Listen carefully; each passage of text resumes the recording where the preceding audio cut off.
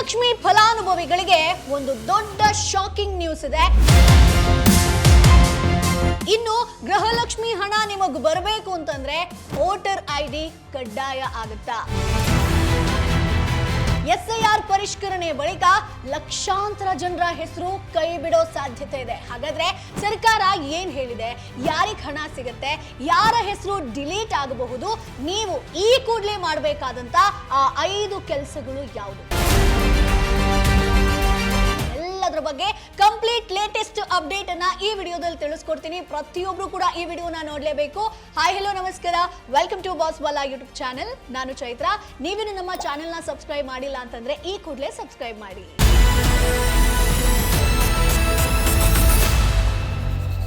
S, Gruhalakshmi ಯೋಜನೆಯ ಫಲಾನುಭವಿಗಳಿಗೆ ಈಗ ಒಂದು ಪ್ರಮುಖ ಅಪ್ಡೇಟ್ ಬಂದಿದೆ. ಇನ್ನು ಮುಂದೆ ಗೃಹಲಕ್ಷ್ಮಿ ಯೋಜನೆಯ ಮರು ನವೀಕರಣಕ್ಕೆ ಮತದಾರರ ಗುರುತಿನ ಚೀಟಿ ಅಂದ್ರೆ ವೋಟರ್ ಐಡಿ ಕಡ್ಡಾಯ ಆಗತ್ತೆ. ಸೊ ಮೊದಲು ನೀವು ಎಸ್ಐಆರ್ ಪಟ್ಟಿ ಸಮಗ್ರ ವಿಶೇಷ ಪರಿಷ್ಕರಣೆ ಪ್ರಕ್ರಿಯೆ ಕಂಪ್ಲೀಟ್ ಆದ ಮೇಲೆ ನಂತರವೇ ನಿಮಗೆ ಗೃಹಲಕ್ಷ್ಮಿ ಯೋಜನೆಯ ಪರಿಶೀಲನೆ ಹಾಗೆ ಮರು ನವೀಕರಣ ಶುರುವಾಗುತ್ತೆ ಸ್ನೇಹಿತರೆ. ಸೊ ಇಲ್ಲಿ ನಿಮಗೆ ಗೃಹಲಕ್ಷ್ಮಿ ದುಡ್ಡು ಬರಬೇಕು ಅಂತಂದ್ರೆ ಎಸ್ಐಆರ್ ಕಂಪ್ಲೀಟ್ ಆಗಿರಬೇಕು. ಹಾಗಾದ್ರೆ ಎಸ್ಐಆರ್ ಅಂದ್ರೆ ಏನು? ಸಿಂಪಲ್ ಆಗಿ ಹೇಳ್ತೀನಿ, ಸ್ಪೆಷಲ್ ಇಂಟೆನ್ಸಿವ್ ರಿವಿಷನ್ ಅಂದ್ರೆ ರಾಜ್ಯದ ಮತದಾರರ ಪಟ್ಟಿಯನ್ನ ಸಂಪೂರ್ಣವಾಗಿ ಪರಿಶೀಲಿಸಿ ಅರ್ಹರಲ್ಲದವರು ಅಂದ್ರೆ ನಕಲಿ ದಾಖಲೆ ಹೊಂದಿದವರು ಅಥವಾ ಸ್ಥಳಾಂತರ ಒಂದ್ ಕಡೆಯಿಂದ ಇನ್ನೊಂದ್ ಕಡೆಗೆ ಹೋದವರಾಗಿರ್ಬೋದು, ಅಡ್ರೆಸ್ ಚೇಂಜ್ ಆದವರು, ನಿಧನರಾದವರು ಸೇರಿದಂತೆ ಎಲ್ಲರ ಮಾಹಿತಿಯನ್ನ ಪರಿಶೀಲಿಸಿ ಮತದಾರರ ಪಟ್ಟಿಯನ್ನ ರೀರೈಟ್ ಮಾಡುವಂಥದ್ದು ಅದೊಂದು ಪ್ರಕ್ರಿಯೆ ಆಗಿರುತ್ತೆ. ಈ ಪ್ರಕ್ರಿಯೆ ಕಂಪ್ಲೀಟ್ ಆದ ಮೇಲೆ ಅದೇ ಮಾಹಿತಿಯನ್ನ ಆಧಾರವಾಗಿಟ್ಕೊಂಡು ಗೃಹಲಕ್ಷ್ಮಿ ಯೋಜನೆಯ ಫಲಾನುಭವಿಗಳ ಪಟ್ಟಿಯನ್ನ ಸರ್ಕಾರ ಪರಿಶೀಲಿಸೋದಕ್ಕೆ ಮುಂದಾಗಿರುವಂತದ್ದು ಸ್ನೇಹಿತರೆ. ಸೊ ಈಗಾಗಲೇ ಎಷ್ಟು ಜನರಿಗೆ ಈ ಯೋಜನೆ ತಲುಪಿದೆ ಗೊತ್ತಾ? ಸೊ ಪ್ರಸ್ತುತ ರಾಜ್ಯದಲ್ಲಿ ನಾವು ನೋಡೋದಾದ್ರೆ ಸುಮಾರು 1.24 ಕೋಟಿ ಮಹಿಳೆಯರು ಗೃಹಲಕ್ಷ್ಮಿ ಯೋಜನೆಯ ಫಲಾನುಭವಿಗಳಾಗಿದ್ದಾರೆ. ಅದರ ಒಂದು ಸದುಪಯೋಗವನ್ನ ಪಡ್ಕೋತಾ ಇದ್ದಾರೆ. 2023ರಲ್ಲಿ ಶುರುವಾದ ಬಳಿಕ ಇಲ್ಲಿವರೆಗೆ ಸರ್ಕಾರ ಸುಮಾರು 71,000 ಕೋಟಿ ರೂಪಾಯಿಗೂ ಹೆಚ್ಚು ಹಣವನ್ನ ಫಲಾನುಭವಿಗಳ ಖಾತೆಗೆ ಡೈರೆಕ್ಟ್ ಜಮಾ ಮಾಡಿದ್ದಾರೆ. ಆದ್ರೆ ಈಗಾಗಲೇ ಒಂದಷ್ಟು ಜನರನ್ನ ಕೈ ಬಿಡಲಾಗಿದೆ ಸ್ನೇಹಿತರೆ. ಅಂದ್ರೆ ಸರ್ಕಾರ ಸುಮಾರು 4,30,000 ಫಲಾನುಭವಿಗಳಿಂದ ಈ ಯೋಜನೆಯಿಂದ ಅವರನ್ನ ಹೊರಗಿಟ್ಟಿದ್ದಾರೆ ಸ್ನೇಹಿತರೆ. ಯಾಕಪ್ಪ, ರೀಸನ್ ಏನು? ಸೊ ಮೊದಲನೇದಾಗಿ ಆದಾಯ ತೆರಿಗೆ ಪಾವತಿ ಮಾಡ್ತಾ ಇದ್ದವರನ್ನ ಕೈ ಬಿಟ್ಟಿದ್ದಾರೆ. ಜೊತೆಗೆ ಸರ್ಕಾರಿ ಉದ್ಯೋಗಿಗಳಾಗಿರ್ಬೋದು, ನಿಧನರಾದ ಫಲಾನುಭವಿಗಳಾಗಿರ್ಬೋದು, ನಕಲಿ ದಾಖಲೆಯನ್ನ ಸಲ್ಲಿಸಿದವರಾಗಿರ್ಬೋದು, ಅಷ್ಟೇ ಅಲ್ಲ ಒಂದೇ ಕುಟುಂಬದಿಂದ ಒಂದಕ್ಕಿಂತ ಹೆಚ್ಚು ಮಂದಿ ಹಣವನ್ನ ಪಡೀತಿದ್ದಂತ ಪ್ರಕರಣಗಳು ಬೆಳಕಿಗೆ ಬಂದಿದೆ. ಸೊ ಇಂತಹ ಎಲ್ಲ ಪ್ರಕರಣಗಳನ್ನ ಪರಿಶೀಲಿಸಿ ಅವರ ಹೆಸರನ್ನ ಪಟ್ಟಿಯಿಂದ ತೆಗೆದು ಹಾಕಿದ್ದಾರೆ ಸ್ನೇಹಿತರೆ. ಸೊ ಹಾಗಾದ್ರೆ ಈಗ ಏನೇನ್ ಅಪ್ಡೇಟ್ ಬಂದಿದೆ ಅನ್ನೋದನ್ನ ಡೀಟೇಲ್ ಆಗಿ ಹೇಳ್ತಾ ಹೋಗ್ತೀನಿ. ಇನ್ನು ಮುಂದೆ ಗೃಹಲಕ್ಷ್ಮಿ ಯೋಜನೆಯ ಮರು ನವೀಕರಣಕ್ಕೆ ವೋಟರ್ ಐಡಿ ಕಡ್ಡಾಯ ಆಗುತ್ತೆ ಸ್ನೇಹಿತರೆ. ಅಷ್ಟೇ ಅಲ್ಲ, ವೈಯಕ್ತಿಕ ಸೇವಿಂಗ್ಸ್ ಬ್ಯಾಂಕ್ ಅಕೌಂಟ್ ಕೂಡ ಕಡ್ಡಾಯ ಆಗಿರುತ್ತೆ. ಜಾಯಿಂಟ್ ಅಕೌಂಟ್ ಇದ್ರೆ ಪರಿಗಣಿಸಿದಿರುವಂತಹ ಪ್ರಸ್ತಾಪ ಕೂಡ ಮಾರ್ಗಸೂಚಿಯಲ್ಲಿದೆ. ಸೊ ಕನ್ಸಿಡರ್ ಮಾಡದೇ ಕೂಡ ಇರಬಹುದು. ಜೊತೆಗೆ APL ಆಗಿರ್ಬೋದು, BPL ರೇಷನ್ ಕಾರ್ಡ್ ಸೇರಿಸದಂತೆ ಅಗತ್ಯ ದಾಖಲೆಗಳನ್ನ ಕೂಡ ಚೆಕ್ ಮಾಡ್ತಾರೆ. ಸೊ ಹಾಗಾಗಿ ನಾನು ಆಲ್ರೆಡಿ ಹೇಳಿದೆ ನಿಮಗೆ ವಿಡಿಯೋದಲ್ಲಿ. ಸೊ ಗೃಹಲಕ್ಷ್ಮಿಗೆ ಇನ್ನು ಮುಂದೆ ಹೊಸ ಆಪ್ ಬರುತ್ತೆ. ಸೊ ಅಂಗನವಾಡಿ ಕಾರ್ಯಕರ್ತೆಯರು ನಿಮ್ಮ ಒಂದು ಮನೆ ಬಾಗಿಲಿಗೆ ಬಂದು, ಅಧಿಕಾರಿಗಳು ನಿಮ್ಮ ಮನೆ ಬಾಗಿಲಿಗೆ ಬಂದು ಗೃಹಲಕ್ಷ್ಮಿಯ ಎಲ್ಲ ಡೀಟೇಲ್ಸ್ ಅನ್ನ ಚೆಕ್ ಮಾಡ್ತಾರೆ. ಹೊಸ ಆಪ್ ಕೂಡ ಇರುತ್ತೆ. ಸೊ ಅಲ್ಲಿ ನಿಮಗೆ ವೋಟರ್ ಐಡಿಯನ್ನ ಕೇಳ್ತಾರೆ. ಸೊ ಈಗ SIR ಬಿಡುಗಡೆ ಮಾಡಿರೋದ್ರಿಂದ ವೋಟರ್ ಐಡಿಯಲ್ಲಿ ಏನೇ ಚೇಂಜಸ್ ಗಳನ್ನ ಮಾಡ್ಕೊಳ್ಬೇಕು ಅಂತಂದ್ರೂ ಕೂಡ this is a right time ಆಗಿರುತ್ತೆ. ಸೊ ಹಾಗಾಗಿ ಏನೇನ್ ಚೇಂಜಸ್ ಮಾಡ್ಕೋಬಹುದು, ಏನೇನ್ ಡಾಕ್ಯುಮೆಂಟ್ಸ್ ಬೇಕು ಎಲ್ಲ ನಾನು ಈ ವಿಡಿಯೋದಲ್ಲಿ ನಿಮಗೆ ತಿಳಿಸ್ಕೊಡ್ತೀನಿ. ಸೊ ಸ್ನೇಹಿತರೆ, ಈಗ ನಾನು ಗೃಹಲಕ್ಷ್ಮಿಗೆ ಸಂಬಂಧಪಟ್ಟಾಗೆ ಹಾಗೆ ವೋಟರ್ ಐಡಿಗೆ ಸಂಬಂಧಪಟ್ಟಂಗೆ ಒಂದಷ್ಟು ಅಪ್ಡೇಟ್ಸ್ ಬಗ್ಗೆ ತಿಳಿಸ್ಕೊಡ್ತಾ ಇದೆ. ಸೊ ಮುಂದೆ ನೀವು ಏನು ಮಾಡಬೇಕು, ಎಲ್ಲಿ ಅರ್ಜಿ ಸಲ್ಲಿಸಬೇಕು, ಇವೆಲ್ಲದ್ರ ಬಗ್ಗೆ ನಾನು ಹೇಳ್ತಾ ಹೋಗ್ತೀನಿ. ಅದ್ರ ಜೊತೆಗೆ ಇನ್ನೊಂದು ಅಪ್ಡೇಟ್ ಅನ್ನ ಕೂಡ ನೀವು ಮಾಡ್ಕೊಳ್ಳೇಬೇಕು ಸ್ನೇಹಿತರೆ. ಸೊ ವೋಟರ್ ಐಡಿ ಯಾವ ತರ ಇದೆಯೋ ನಿಮ್ಮ ಲೈಫಲ್ಲಿ, ಅದೇ ತರ ಗೃಹಲಕ್ಷ್ಮಿ ಯಾವ ರೀತಿ ನಿಮಗೆ ಆರ್ಥಿಕ ನೆರವನ್ನ ಕೊಡುತ್ತೋ ಅದೇ ರೀತಿಯಾಗಿ ನಾಳೆ ದಿನ ನಿಮಗೆ ಯಾವುದೇ ರೀತಿಯಾದಂತ ಒಂದು ಸಮಸ್ಯೆ ಆಗಬಾರ್ದು, ನಿಮ್ಮ ಕುಟುಂಬದವರಿಗೆ ಆರ್ಥಿಕ ಸಮಸ್ಯೆ ಆಗಬಾರ್ದು ಅಂತಂದ್ರೆ ಟರ್ಮ್ ಇನ್ಶೂರೆನ್ಸ್ ಅನ್ನ ಮಾಡ್ಕೊಳ್ಳುವಂಥದ್ದು ತುಂಬಾ ಇಂಪಾರ್ಟೆಂಟ್. ಯಾಕೆ ಅಂತಂದ್ರೆ ಈಗ ನಾಳೆ ದಿನ ನಮಗೆ ಏನಾಗುತ್ತೆ ಅನ್ನುವಂಥದ್ದು ಗೊತ್ತೇ ಇಲ್ಲ. ಸೊ ನಮ್ಮನ್ನ ನಂಬ್ಕೊಂಡು ಒಂದಷ್ಟು ಕುಟುಂಬದವ್ರು ನಮ್ಮ ಜೊತೆಗಿರ್ತಾರೆ. ಸೊ ಅವರಿಗೆ ಫಿನಾನ್ಷಿಯಲಿ ಯಾವುದೇ ಸಮಸ್ಯೆ ಆಗಬಾರ್ದು ಅಂತಂದ್ರೆ ಟರ್ಮ್ ಇನ್ಶೂರೆನ್ಸ್ ತುಂಬಾ ಹೆಲ್ಪ್ಫುಲ್ ಆಗುತ್ತೆ ಸ್ನೇಹಿತರೆ. ಸೊ ಇಲ್ಲಿ ನಿಮಗೆ ಒಂದು ಟರ್ಮ್ ಇನ್ಶೂರೆನ್ಸ್ ಅನ್ನ ನಾನು ಸಜೆಸ್ಟ್ ಮಾಡ್ತೀನಿ ಅಂತಂದ್ರೆ Axis Max life insurance. So ಇಲ್ಲಿ ನಿಮಗೆ ತಿಂಗಳ ಪ್ರೀಮಿಯಂ ಬಂದು ಕೇವಲ 595 ರೂಪಾಯಿಂದ ಶುರುವಾಗುತ್ತೆ ಸ್ನೇಹಿತರೆ. ನಿಮ್ಮ ಕುಟುಂಬ ಆಗಿರ್ಬೋದು, ನಿಮ್ಮ ಏಜ್ ಆಗಿರ್ಬೋದು, ಹೆಲ್ತ್ ಎಲ್ಲದ್ರ ಮೇಲೆ ಡಿಪೆಂಡ್ ಆಗಿ 1 ಕೋಟಿವರೆಗೆ ಕೂಡ ಕವರೇಜ್ ಸಿಗಬಹುದು. ಅಷ್ಟೇ ಅಲ್ಲ 99.70% ಅಷ್ಟು ಕ್ಲೈಮ್ ಸೆಟಲ್ಮೆಂಟ್ ರೇಷಿಯೋ ಕೂಡ ಇದೆ. 3 ಅವರ್ಸ್ ಅಲ್ಲಿ ಕ್ಲೈಮ್ ಸೆಟಲ್ಮೆಂಟ್ ಕೂಡ ಮಾಡ್ತಾರೆ. ಅಷ್ಟೇ ಅಲ್ಲ ಫಸ್ಟ್ ಇಯರ್ ಪ್ರೀಮಿಯಂ ಮೇಲೆ ನಿಮಗೆ 15% ಡಿಸ್ಕೌಂಟ್ ಕೂಡ ಸಿಗುತ್ತೆ. ಸೊ ಈ ಒಂದು ಟರ್ಮ್ ಇನ್ಶೂರೆನ್ಸ್ ಅನ್ನ ಬೈ ಮಾಡಬೇಕು ಅಂತಂದ್ರೆ ಡಿಸ್ಕ್ರಿಪ್ಷನ್ ಅಲ್ಲಿ ಲಿಂಕ್ ಅನ್ನ ಕೊಟ್ಟಿರ್ತೀನಿ. ಸೊ ನೀವು ನೇರವಾಗಿ ಬೈ ಮಾಡಬಹುದು. ಸೊ ಹಾಗಾಗಿ ಟರ್ಮ್ ಇನ್ಶೂರೆನ್ಸ್ ಅನ್ನುವಂಥದ್ದು ಇವತ್ತಿನ ಜೀವನದಲ್ಲಿ ಇವತ್ತಿನ ಕಾಲಘಟ್ಟದಲ್ಲಿ ನಾವು ನೋಡೋದಾದ್ರೆ ಅನಿವಾರ್ಯ ಆಗಿದೆ. ಸೊ ಹಾಗಾಗಿ ಡಿಸ್ಕ್ರಿಪ್ಷನ್ ಅಲ್ಲಿ ಲಿಂಕ್ ಅನ್ನ ಕೊಟ್ಟಿರ್ತೀನಿ. ಸೊ ನೆಕ್ಸ್ಟ್ ನೋಡೋಣ, ವೋಟರ್ ಐ ಡಿ ಆಗಿರ್ಬೋದು, ಗೃಹಲಕ್ಷ್ಮಿ ಸಂಬಂಧಪಟ್ಟಂಗೆ ನೀವು ಏನೇನ್ ಕೆಲಸ ಮಾಡಬೇಕು ಅನ್ನೋದನ್ನ ನೋಡ್ತಾ ಹೋಗೋಣ. ಬಟ್ ಅದಕ್ಕಿಂತ ಮುಂಚೆ ಸರ್ಕಾರ ಯಾಕೆ ಈ ನಿರ್ಧಾರವನ್ನ ತೆಗೆದುಕೊಂಡಿದೆ ಅನ್ನೋದನ್ನ ನಿಮಗೆ ಕ್ಲಿಯರ್ ಕಟ್ ಆಗಿ ಹೇಳ್ತೀನಿ ಸ್ನೇಹಿತರೆ.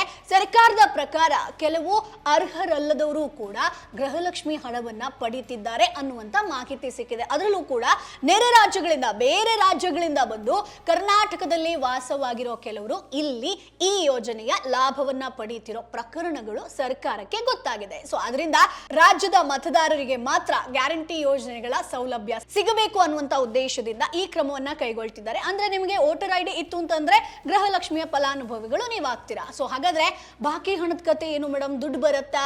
ಸೊ ಮಾರ್ಚ್ ಹಾಗೆ ಏಪ್ರಿಲ್ ತಿಂಗಳ ಹಣ ಈಗಾಗಲೇ ಹಲವರ ಖಾತೆಗೆ ಜಮಾ ಆಗಿದೆ, ಕೆಲವೊಂದಷ್ಟು ಜನರಿಗೆ ಬಂದಿಲ್ಲ. ಮೇ ತಿಂಗಳ ನಂತರ ಬಾಕಿ ಹಣ ಬಿಡುಗಡೆ ಆರ್ಥಿಕ ಇಲಾಖೆಗೆ ಪ್ರಸ್ತಾವನೆ ಸಲ್ಲಿಸಲಾಗಿದೆ. ಅನುಮೋದನೆ ಸಿಕ್ಕ ತಕ್ಷಣ ಅರ್ಹ ಫಲಾನುಭವಿಗಳ ಬ್ಯಾಂಕ್ ಖಾತೆಗೆ ಡೈರೆಕ್ಟ್ ಹಣ ಜಮಾ ಆಗುತ್ತೆ ಸ್ನೇಹಿತರೆ. ಬಟ್ ಇಲ್ಲಿ ವಿಳಂಬ ಆಗುವಂತ ಚಾನ್ಸಸ್ ಇದೆ. ಯಾಕಂತಂದ್ರೆ ಇಲ್ಲಿ ನಿಮಗೆ ಈಗ SIR ನಡೀತಾ ಇದೆ. ಸೊ ಅಲ್ಲಿ ವೋಟರ್ ಐ ಡಿ ಕಂಪ್ಲೀಟ್ ಆಗಬೇಕು ಆ ಪ್ರೋಸೆಸ್, ಅದಾದ್ಮೇಲೆ ಗೃಹಲಕ್ಷ್ಮಿ ಪ್ರೋಸೆಸ್ ಕೂಡ ಆಗಬೇಕು. ಸೊ ಅಲ್ಲಿ ನಿಮಗೆ ದುಡ್ಡು ಬರಬೇಕು ಅಂತಂದ್ರೆ ಸೊ ಈಗ ಒಂದಷ್ಟು ತಿಂಗಳ ಬಾಕಿ ಹಣ ಏನಿದೆಯೋ ಅದು ಡಿಲೇ ಆಗುವಂತ ಚಾನ್ಸಸ್ ಕೂಡ ಇದೆ. ಸೊ ಒಂದಷ್ಟು ಜನರಿಗೆ ಬರದೇ ಕೂಡ ಇರಬಹುದು. ಯಾಕೆ ರೀಸನ್ ನಿಮಗೆ ಬಂದು ವೋಟರ್ ಐ ಡಿ ರೀಸನ್ ಆಗಿರ್ಬೋದು, ಅಥವಾ ಗೃಹಲಕ್ಷ್ಮಿಯಲ್ಲಿ ಒಂದಷ್ಟು ಏನಾದ್ರೂ ನೀವು ತಪ್ಪು ಮಾಡ್ತಾ ಇದ್ರೆ ಅಥವಾ ಅರ್ಹತೆ ಇಲ್ಲ ಅಂತಂದ್ರೆ ನಿಮಗೆ ಮುಂದಿನ ತಿಂಗಳಿಂದ ದುಡ್ಡು ಬರದೇ ಇರುವಂತ ಚಾನ್ಸಸ್ ಕೂಡ ಇದೆ. ಸೊ ಈಗ ನೀವು ಕೇಳ್ಬೋದು, ಇಲ್ಲ ಮೇಡಮ್ ನಮಗೆ ಎಲ್ಲ ಅರ್ಹತೆ ಇದೆ, ಸೊ ಏನು ಸರ್ಕಾರ ರೂಲ್ಸ್ ಆ್ಯಂಡ್ ರೆಗ್ಯುಲೇಷನ್ ಇದೆಯೋ ಅದೆಲ್ಲವನ್ನ ನಾವು ಫಾಲೋ ಮಾಡ್ತಿದ್ದೀವಿ, ಸೊ ಬಿಯಾಂಡ್ ಲೈನ್ ನಾವು ಏನೂ ಹೋಗಿಲ್ಲ, ಆದರೂ ಕೂಡ ನಮಗೆ ದುಡ್ಡು ಕಟ್ಟಾಗಿದೆ ಅಥವಾ ದುಡ್ಡು ಬರ್ತಾ ಇಲ್ಲ, ಏನಕ್ಕೆ? ಸೊ ಇಲ್ಲಿ ಟೆಕ್ನಿಕಲ್ ರೀಸನ್ ಆಗಿರುತ್ತೆ. ಸೊ ಯಾರಾದರೂ ಅರ್ಹರಾಗಿದ್ರೂ ಕೂಡ ತಾಂತ್ರಿಕ ಕಾರಣಗಳಿಂದ ಹೆಸರು ಕೈ ಬಿಟ್ಟಿದ್ರೆ ಸಂಬಂಧಿತ ಇಲಾಖೆಗೆ ಅಗತ್ಯ ದಾಖಲೆಗಳೊಂದಿಗೆ ನೀವು ಸಂಪರ್ಕಿಸಿ ಮರುಪರಿಶೀಲನೆಗೆ ಅರ್ಜಿಯನ್ನ ಸಲ್ಲಿಸಬಹುದು ಸ್ನೇಹಿತರೆ. ಅರ್ಹರಿಗೆ ಯೋಜನೆ ಕೈ ತಪ್ಪೋದಿಲ್ಲ ಅನ್ನುವಂಥದ್ದು ಅಧಿಕಾರಿಗಳಾಗಿರಬಹುದು, CM ಆಲ್ರೆಡಿ ನಿಮಗೆ ಹೇಳಿದ್ದಾರೆ. ಸೊ ಸ್ನೇಹಿತರೆ, ಗೃಹಲಕ್ಷ್ಮಿ ಯೋಜನೆಯ ಮರು ನವೀಕರಣದ ಮಾರ್ಗಸೂಚಿಗಳನ್ನ ಸಚಿವ ಸಂಪುಟದ ಮುಂದಿಡಲು ಸಲ್ಲಿಸಲಾಗಿದೆ ಸ್ನೇಹಿತರೆ. ಇದರಲ್ಲಿ ಮತದಾರರ ಗುರುತಿನ ಚೀಟಿಯನ್ನ ಕಡ್ಡಾಯಗೊಳಿಸಲಾಗಿದೆ, ಜೊತೆಗೆ ಉಳಿತಾಯ ಖಾತೆ ಹೊಂದಿರೋದನ್ನು ಕೂಡ ಕಡ್ಡಾಯ ಮಾಡಲಾಗಿದೆ. ಅಷ್ಟೇ ಅಲ್ಲ, ಜಂಟಿ ಖಾತೆಗಳನ್ನ ಯೋಜನೆಗೆ ಪರಿಗಣಿಸದಿರಲು ಕೂಡ ಮಾರ್ಗಸೂಚಿಯಲ್ಲಿ ಉಲ್ಲೇಖಿಸಲಾಗಿದೆ. ಸೊ ಇದನ್ನ ನೆನಪಲ್ಲಿ ಇಟ್ಕೊಳ್ಳಿ. ಸೊ ಹೀಗೆ ಒಂದಷ್ಟು ಅಂಶಗಳನ್ನ ಒಳಗೊಂಡಂತ ಮಾರ್ಗಸೂಚಿಯನ್ನ ಸರ್ಕಾರಕ್ಕೆ ಸಲ್ಲಿಸಿದ್ದಾರೆ. ಸೊ ಸಚಿವ ಸಂಪುಟದಲ್ಲಿ ಅದನ್ನ ಚರ್ಚಿಸಿ ಒಪ್ಪಿಗೆ ಸಿಕ್ಕ ಬಳಿಕ ಅದನ್ನ ಅಂತಿಮಗೊಳಿಸ್ತಾರೆ. ಸೊ ಆಲ್ರೆಡಿ ಸೋಷಿಯಲ್ ಮೀಡಿಯಾದಲ್ಲಿ ಸೊ ವೋಟರ್ ಐಡಿ ಕಡ್ಡಾಯ ಅನ್ನುವಂತ ಒಂದಷ್ಟು ಸುದ್ದಿಗಳು ಹರಿದಾಡ್ತಾ ಇದೆ, ಬಟ್ ಅದು ಇನ್ನೂ ಕೂಡ ಇಂಪ್ಲಿಮೆಂಟ್ ಆಗಿಲ್ಲ. ಬಟ್ ಈಗ ನೀವು ಏನು ಮಾಡಬೇಕು? 5 ಕೆಲಸವನ್ನ ನೀವು ಮಾಡಬೇಕು ಸ್ನೇಹಿತರೆ. ನಿಮ್ಮ ಮತದಾರರ ಪಟ್ಟಿಯಲ್ಲಿ ಹೆಸರಿದೆಯಾ ಅಂತ ಚೆಕ್ ಮಾಡ್ಕೊಳ್ಳಿ. ಹೆಸರು ಇಲ್ಲ ಅಂತಂದ್ರೆ ಹೊಸದಾಗಿ ನೋಂದಣಿಯನ್ನ ಮಾಡಿಸಿ. ಹೆಸರು ಅಥವಾ ವಿಳಾಸದಲ್ಲಿ ಏನಾದರೂ ಚೇಂಜಸ್ ಇತ್ತು, ಕರೆಕ್ಷನ್ ಇತ್ತು ಅಂತಂದ್ರೆ ಈ ಕೂಡಲೇ ಮಾಡಿಸಿ. ಅಥವಾ ನೀವು ಬೇರೆ ಊರಿಗೆ ಶಿಫ್ಟ್ ಆಗಿದ್ರೆ ಹೊಸ ವಿಳಾಸಕ್ಕೆ ಮತದಾರರ ಮಾಹಿತಿಯನ್ನ ಬದಲಾಯಿಸಿಕೊಳ್ಳಿ ಸ್ನೇಹಿತರೆ. ಸೊ ನಿಮ್ಮ ಕುಟುಂಬದ 18 ವರ್ಷ ಯಾರಾದರೂ ತುಂಬಿದವರಾಗಿದ್ರೆ ಹೊಸದಾಗಿ ವೋಟರ್ ಐಡಿಯನ್ನ ಮಾಡಿಸ್ಕೊಳ್ಬಹುದು. ಬಟ್ ಇಲ್ಲಿ ಗೃಹಲಕ್ಷ್ಮಿಗೆ ಒಂದಷ್ಟು ಚೇಂಜಸ್ ಆಗಬೇಕು ಅಂತಂದ್ರೆ ಎಲ್ಲ ಕರೆಕ್ಷನ್ಸ್ ಅನ್ನ ಮಾಡ್ಕೊಳ್ಳಿ. ಸೊ ಏನೇನು ಡಾಕ್ಯುಮೆಂಟ್ ಸಾಮಾನ್ಯವಾಗಿ ಕೇಳ್ತಾರೆ? ಆಧಾರ್ ಕಾರ್ಡ್ ಅನ್ನ ಕೇಳ್ತಾರೆ, ವಿಳಾಸದ ಪುರಾವೆ ಕೇಳ್ತಾರೆ, ಜನ್ಮ ದಿನಾಂಕ ಕೇಳ್ತಾರೆ, ದಾಖಲೆಯನ್ನ ಕೇಳ್ತಾರೆ, ಪಾಸ್ಪೋರ್ಟ್ ಸೈಜ್ ನ ಫೋಟೋ, ಇಷ್ಟನ್ನ ಕೇಳ್ತಾರೆ ಸ್ನೇಹಿತರೆ. ಸೊ ಹಾಗಾದ್ರೆ ಹೇಗಪ್ಪ ನಾವು ಚೆಕ್ ಮಾಡೋದು? ಈಗ ನಮ್ಮ ವೋಟರ್ ಐಡಿ ಚಾಲ್ತಿಯಲ್ಲಿ ಇದೆಯೋ ಏನು ಎತ್ತ ಅನ್ನುವಂಥದ್ದು ಸಿಂಪಲ್. ನೀವು ವೋಟರ್ ಹೆಲ್ಪ್ ಲೈನ್ ಆಪ್ ಮೂಲಕ ಕೂಡ ಅಥವಾ NVSP ಪೋರ್ಟಲ್ ಮೂಲಕ ಕೂಡ ನಿಮ್ಮ BLO ಅಂದ್ರೆ ಬೂತ್ ಲೆವೆಲ್ ಆಫೀಸರ್ಸ್ ಅಥವಾ ಚುನಾವಣಾ ಕಚೇರಿಯನ್ನ ಕಾಂಟ್ಯಾಕ್ಟ್ ಮಾಡಿ ಅಥವಾ ಅಲ್ಲಿ ಹೋಗಿ ನಿಮ್ಮ ವಿವರಗಳನ್ನ ಚೆಕ್ ಮಾಡ್ಕೊಳ್ಬಹುದು.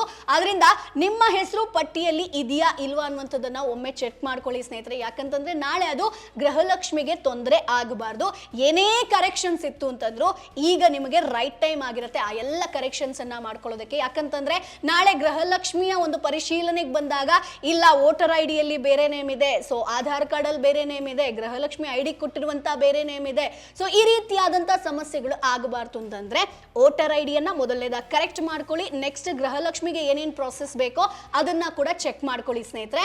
ಸೊ ಸ್ನೇಹಿತರೆ, ಸದ್ಯಕ್ಕೆ SIR ಪ್ರಕ್ರಿಯೆ ಮುಗಿದ ನಂತರವೇ, ಅದು ಕಂಪ್ಲೀಟ್ ಆದ್ಮೇಲೆ ಗೃಹಲಕ್ಷ್ಮಿ ಯೋಜನೆಯ ಮರುಪರಿಶೀಲನೆ ಶುರುವಾಗುತ್ತೆ ಸ್ನೇಹಿತರೆ. ಸದ್ಯಕ್ಕೆ ವೋಟರ್ ID ಕಡ್ಡಾಯಗೊಳಿಸೋ ಪ್ರಸ್ತಾವನೆ ಸರ್ಕಾರದ ಪರಿಶೀಲನೆಯಲ್ಲಿದೆ. ಸಚಿವ ಸಂಪುಟದ ಅನುಮೋದನೆ ಅಂದ್ರೆ ಅಪ್ರೂವಲ್ ಸಿಕ್ಕ ಬಳಿಕ ಅಂತಿಮ ಮಾರ್ಗಸೂಚಿಯನ್ನ ಪ್ರಕಟ ಮಾಡ್ತಾರೆ. ಆದ್ರಿಂದ ಯಾವುದೇ ವದಂತಿಗಳಿಗೆ ಕಿವಿ ಕೊಡಬೇಡಿ.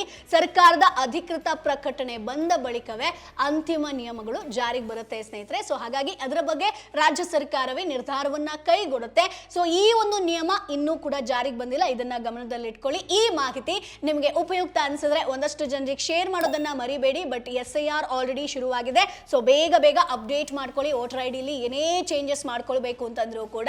ಸೊ ಮುಂದಿನ ವಿಡಿಯೋದಲ್ಲಿ ಮತ್ತಷ್ಟು ಮಾಹಿತಿ ಜೊತೆ ನಾನು ನಿಮ್ಮ ಮುಂದೆ ಹಾಜರಿರ್ತೀನಿ. ಏನಾದ್ರೂ ಡೌಟ್ ಇತ್ತು ಅಂತಂದ್ರೆ ಕಮೆಂಟ್ ಬಾಕ್ಸ್ ಅಲ್ಲಿ ನೇರವಾಗಿ ಕೇಳಬಹುದು. ಗೃಹಲಕ್ಷ್ಮಿಗೆ ಸಂಬಂಧಪಟ್ಟಂಗೆ ಅಥವಾ ವೋಟರ್ ಐಡಿಗೆ ಸಂಬಂಧಪಟ್ಟಂಗೆ ಏನ್ ಬೇಕಾದ್ರೂ ಕೂಡ ನಿಮಗೆ ಕ್ಲಾರಿಟಿ ಬೇಕು ಅಂತಂದ್ರೆ ಕಮೆಂಟ್ ಬಾಕ್ಸ್ ಅಲ್ಲಿ ಮೆಸೇಜ್ ಅನ್ನ ಮಾಡಿ. ಸೊ ಮುಂದಿನ ವಿಡಿಯೋದಲ್ಲಿ ಮತ್ತೆ ನಿಮ್ಮನ್ನ ಭೇಟಿ ಆಗ್ತೀನಿ. ಅಲ್ಲಿವರೆಗೂ tata bye bye. Brand partnership ಮತ್ತು ಜಾಹೀರಾತಿಗಾಗಿ ಸಂಪರ್ಕಿಸಿ brand@bosswala.com. WhatsApp number 9108014192. Bosswala. Be the boss.